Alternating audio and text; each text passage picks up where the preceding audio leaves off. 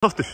Já, sjálfsögðu, þetta var svona, þú veist, mjög fagmannlega gert á okkar hálfu fannst mér.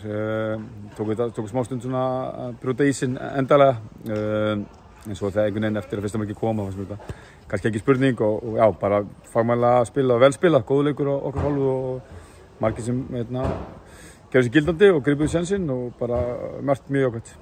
Hlýtur þú sáttur með þessa ungu stráka sem gripu sénsinn og bara ég heldur til sýningu hérna undir lok leiks? Já, ekki spurning.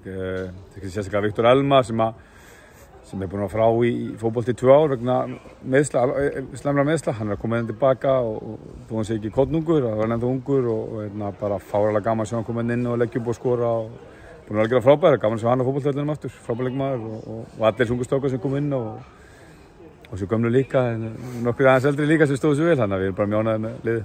Og veitu Karla gera marki fyrir Ágúst Orra, hélt boltanum vel? Það var mjög fallegt, það er margir sem stólið þessu og við erum séð dæmi það, þannig að þetta bara hafa komið fyrirlega bandið þarna og tók því alvarlega og ég vil ekki segja að Gústi áttu þetta mark og hann hjálpaði til að hann fengið að skrá sig, bara lýsa held ég ágætlega hvernig okkar liðið menn minnum fyrir hvern annan og mikil og góð liðsheild og þetta var fallegt. Hlýtur líka að vera sterkt að koma tilbaka eftir tapi gegn Fram? Já, þú veist, þannig að dvelja eitthvað meira við það, við gerðum það bara upp daginn eftir og það var bara búið og áfram gakk og bara annar leikur í dag og já, bara góð sigur. Var eftir að liti bara fínt að fá svona smá raskhellingu í byrjun móts? Ég veit það ekki, það eru allar uppleganir, sigrar og töp og hvað það fer auðvitað í fræga reynslubanka og ef menn geta tekið einhvern lærdóm af hlutunum og bætt sig í einhverju þá stundum er það þannig. Ég held að við munum samt ekki geta dæmt það fyrir eitthvað líður á, en nei, ég er ekki ánægður með það í dag. En það er eins og það er liðið og góð dagur í dag og svo bara Stjarnan á miðvikudaginn. Hvernig er staðan á leikmannahópnum að gluggalok 2009. Minni mig, verða einhverjar hreyfingar á Blikuliðinu? Ég bara veit það ekki, ég var ekki endalega von á því.